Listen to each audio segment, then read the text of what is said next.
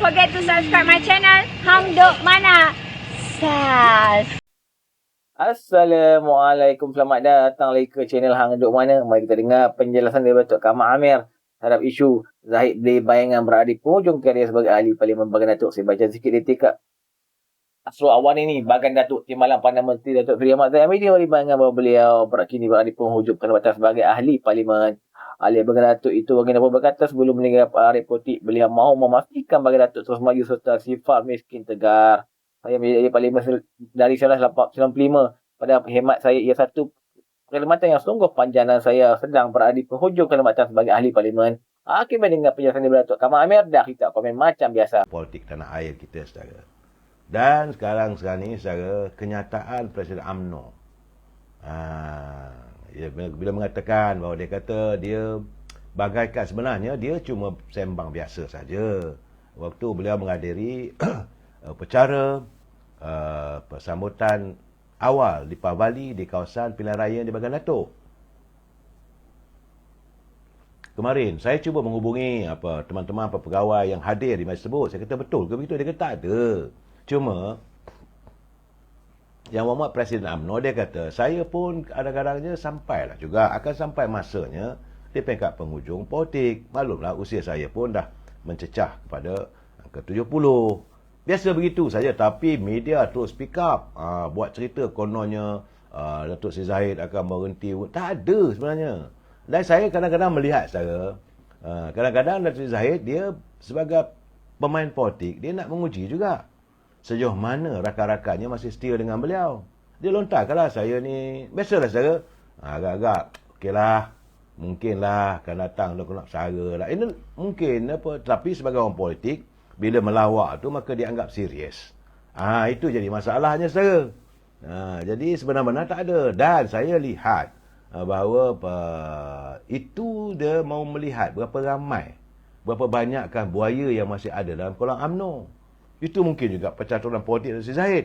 Dia nak tengok sejauh mana rakan-rakan yang kononnya menunjukkan kesetiaan, menyokong bos. Jadi bila lontar begitu, apa reaksi mereka? Dia ternyata apa yang beliau lakukan itu mendapat respon. Tapi bukan respon di kalangan warga UMNO. Tak ada seorang pun di kalangan warga UMNO yang memberi respon pada kenyataan tersebut. Tapi mereka yang berada di luar gelanggang, yang tidak lagi berada di arus perdana pimpinan UMNO, pula mengalukan. Jadi ternyata diorang ni masih lagi mengharapkan untuk mengambil alih kepimpinan dalam UMNO, sedangkan mereka berada di luar UMNO. Adalah kenyataan, saya malah sebut nama siapa saya. Bahawa katanya kalau Datuk Zahid berundur, ramai lagi yang boleh memikul, ramai lagi boleh memimpin. Sebenarnya mereka juga masih lagi meletakkan harapan setelah mereka gagal untuk menjatuhkan beliau sebagai Presiden UMNO. Saya melihat pernyataan begitu, saya katakan orang politik saya teringat kenyataan almarhum Tun Ghaffar Baba. Dia selalu berbual dan menyatakan kepada saya, dia kata orang politik ni, dia kata dia hidup dia macam gasing. Dia mesti berpusing. Kalau berhenti berpusing, habislah, dia kata. Orang politik begitu, dia kata. Dia akan berpusing dan berpusing macam gasing. Kalau selagi tak berpusing, tak adalah hidup politiknya. Saya rasa begitu keadaannya. Sebab saya tahu saudara, politics, bagaimana saya punya guru saya mengatakan, politics is the art of deceiving mankind. Politik itu adalah seni percaturan minda. Jadi apa yang dilakukan Datuk Zahid, dia nak tengok, dia nak pancing. Aku pancing apa, komen. Saya lihat orang yang setia dengan beliau tak ada pun beri respon yang pelik-pelik. Tapi orang yang di luar gelanggang pula yang sibuk. Jadi kadang-kadang begitulah saudara. Dalam keadaan suasana politik hari ini, macam-macamlah andaian. Tapi tidak mungkin kerajaan pimpinan Datuk Seri Anwar Ibrahim mengizinkan. Sebab mereka memang bercita untuk menjatuhkan beliau. Kalau jatuh Datuk Seri Zahid, maka jatuhlah Datuk Seri Anwar Ibrahim. Itu percaturan mereka di luar sana saudara. Itu keadaannya. Bagi saya macam mana nak berhentinya? Semalam dia dah berjumpa dengan pertemuannya dengan dia mengadakan pertemuan dengan penasihat negara merangkap Menteri Keselamatan Awam Cina, Tuan Yang Terutama Wang Xiaohong. Kalau nak bersara, takkanlah buat kerja dah. Tapi bila masih menangani, bertemu dengan pimpinan dari luar negara, menyantuni banyaklah persoalan-persoalan yang dibincangkan, terutama lagi kerjasama dua hala antara kerajaan Malaysia dan China. Dan kita juga sekarang ini dalam proses untuk mendapatkan pelabur-pelabur yang ramai yang akan datang dari China dengan membawa pelaburan lebih daripada 160 bilion, saudara. Baik, saudara, itu isu tentang Datuk Seri Hamidi. Tak ada, saudara, saya nak jelaskan, tidak ada. Tidak akan mengundurkan diri. Sebab kata Cik Gapar, orang politiknya dia harus berpusing. Kalau dia berhenti berpusing, matilah katanya. Itu katanya. Saya tak yakin benda itu boleh berlaku. Cuma saya nak pesan pada Datuk Seri Presiden, buat kenyataan tu kena hati-hati. Sebab sekarang ni apa saja yang keluar daripada mulut Presiden itu akan di-pick up. Sama ada orang yang menokong ataupun tak menyokong. Itu saja, saudara. Terima kasih Puan Aziza hadir bersama sekuntum mawar merah untuk saya. Saudara Azizul Abdul Hamid, dia kata pelabur luar negara sekarang ni bersama dengan kerajaan PMX. Memang pun sekarang ramai pelabur dah tak sunyi-sunyi mereka datang untuk mendatangkan pelaburan. Sebab itu hari ini pasaran saham pun meningkat. Malahan yang diragui, yang dikesali, yang dituduh macam-macam, kedudukan pertukaran wang ringgit Malaysia dengan Amerika juga sudah pun meningkat balik. Dan minggu lepas tu agak mengerikan bila naik sampai $1 Amerika bersama dengan RM4.76. Tapi hari ini sudah pun berkurangan. $1 Amerika sudah pun RM4.65. Besar kemungkinan akan turun lagi. Jadi ini menunjukkan ekonomi kita semakin mantap. Takkanlah dalam kemantapan ini Presiden UMNO nak mengundurkan diri. Cuma saya nak pesan pada Presiden UMNO, janganlah buat kenyataan yang memeranjatkan, takut ada yang lemah semangat. Macam saya ni tiba-tiba kena heart attack pula nanti. Baik, saudara. Ini satu lagi. Ini tentang laporan polis terhadap pengamal media. Banyak sekarang ni. Saya melihat sekarang ni, saudara, laporan terhadap pengamal media semakin rancak. Dan ini saya merasakan bahawa seolah kebebasan bersuara seolah-olah bagaikan tiada sempadan noktahnya. Atas nama kebebasan bersuara, pemain-pemain media yang kadang-kadang tidak ada amalan, tidak ada etika kewartawanan melaporkan. Malah gosip politik itu dianggap sebagai berita benar. Akhirnya banyaklah yang kena disita, kena dipanggil oleh pihak polis apabila mereka menuturkan kenyataan-kenyataan yang berbau fitnah. Minta maaf, saudara.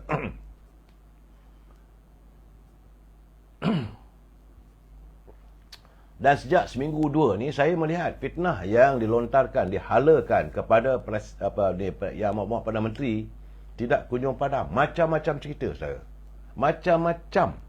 Dan saya ingin menasihatkan pada teman-teman, ada kalanya pun, ada sempadannya, jangan berterusan. Nanti anda mengatakan bahawa bila ada laporan dibuat terhadap anda mengatakan tidak ada kebebasan. Kebebasan bukan berarti untuk menabur fitnah. Kebebasan nak bercakap, kebebasan nak mengkritik boleh mengkritik. Macam mana saya mau buat kritikan terhadap Perdana Menteri? Saya kata jangan berbelanja wang negara tanpa had. Itu kritikan saya. Tapi ada hadnya. Bukan kita tuduh. Bila saya mengatakan Datuk Seri Presiden UMNO jangan lagi buat kenyataan yang bukan-bukan, itu pandangan kita, itu kebebasan. Tetapi janganlah yang tak ada diada-adakan. Maka akhirnya anda disita, anda akan dipanggil oleh pihak polis. Akhirnya pihak polis dah tak ada kerja lain. Terpaksa membuat siasatan demi siasatan, laporan demi laporan. Ini yang saya rasa tak betul. Kebebasan bersuara ada hadnya, ada noktahnya, saudara. Saudara Mac Alias dia kata duit kita semakin mengukuh hari ini. $1 Amerika bersama dengan RM4.64. Kita mengharapkan sampai hujung tahun ini bertambah mantap. Jadi dalam keadaan begini, dalam kebebasan bersuara, nyatakanlah yang benar. Jangan buat tuduhan yang bukan-bukan. Saya nampak, saudara, serangan media, terutama mereka yang agak mirip kepada pihak yang membenci Perdana Menteri, nampak gayanya berterusan, bertali arus. Tapi bila diambil tindakan nanti, anda marah bila mereka mengatakan bahawa tidak ada kebebasan bersuara. Kebebasan bersuara bukan berartinya anda bebas memaki hamun. Itu kena jelas, saudara. Ia bukan berarti anda bebas memaki hamun. Itu yang keadaannya perlu dia dilihatkan, saudara. Dan memanglah kadang-kadang mereka merasakan macam di parlimen tu, ahli parlimen mereka mempunyai imuniti. Saudara, jangan ikut ahli parlimen. Mereka dalam parlimen, mereka boleh bercakap apa saja sebab mereka mempunyai immunity. Sebab itu, bila perbahasan di parlimen, kadang-kadang menteri yang terlibat, dia kata kalau berani, cakaplah di luar dewan. Artinya, ahli-ahli parlimen, mereka ada immunity. Mereka ada terlindung untuk bebas bercakap. Tapi bukan kita di luar. Bukan kita sebagai pemain media sosial. Jangan, saudara. Jangan merasakan diri kita pula jadi wakil rakyat. Apa istimewanya? Saudara Aizul Abdul Hamid, dia kata PM Bersatu Paham meroyal setiap. Jangan. Boleh bagi pandangan, boleh beri kritikan. Anda nak mewawarkan parti anda terbaik, nyatakan. Macam saya, Sabah malam, saya mengatakan UMNO adalah parti yang terbaik. Jadi anda boleh cakap benda begitu. Ini adalah kebebasan, kita boleh bersetuju untuk tidak bersetuju. Sekarang ni pun dah 149 ahli parlimen. Terima kasih Saudara Azizul. Dah 149 ahli parlimen Malaysia sekarang ni bersama kerajaan perpaduan. Ya buat apa nak buat dosa kering? Itu keadaannya, saudara. Jangan kita ikut. Jangan kita ikut sikap ataupun cara ahli politik bila mereka berada dalam parlimen. Mereka dilindungi. Ada imunitinya. Kita tak ada. Tambah-tambah lagi, sekarang saya seram. Saya tengok, alamak, berita begini yang keluar disiarkan. Sedangkan ini adalah libel yang terdedah untuk boleh diambil tindakan mahkamah.